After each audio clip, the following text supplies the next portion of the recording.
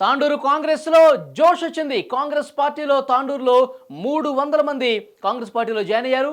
Parliament ఎన్నికల ప్రచారంలో భాగంగా తాండూరు నియోజకవర్గం పెద్దేముల్ మండలంతో పాటు మంబాపూర్, కందినపల్లి గ్రామాల్లో నిర్వహించిన రోడ్ షో కార్యక్రమంలో అసెంబ్లీ నియోజకవర్గ ఇన్ఛార్జ్ మనోహర్ రెడ్డి, రంజిత్ రెడ్డి పాల్గొన్నారు.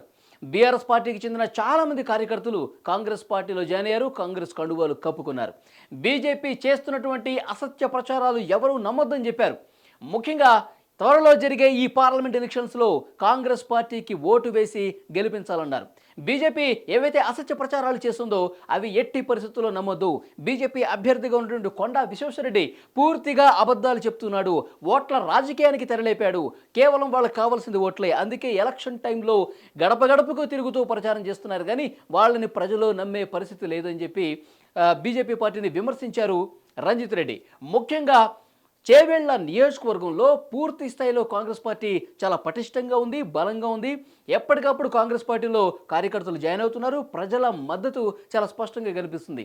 రంజిత్ రెడ్డికి చాలా బలమైనటువంటి క్యాడర్ అక్కడ ఉంది. గతంలో వేరే పార్టీలో ఉన్నప్పుడు ఉన్నటువంటి కార్యకర్తలు ఎవరైతే ఉన్నారో వాళ్ళందరూ కూడా ఇప్పుడు చేవెళ్ల కాంగ్రెస్ అభ్యర్థి రంజిత్ రెడ్డి వెనకాల నడుస్తున్నారు.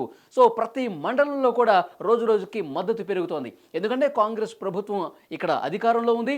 కాంగ్రెస్ ప్రస్తుతం గ్యారంటీలు అమలు చేస్తున్నటువంటి పరిస్థితి ఉంది కాబట్టి అది డెఫినెట్గా కలిసి వచ్చే అంశంగా చెప్తున్నారు. రంజిత్ రెడ్డి ట్రాక్ రికార్డు కూడా చాలా స్పష్టంగా ఉంది.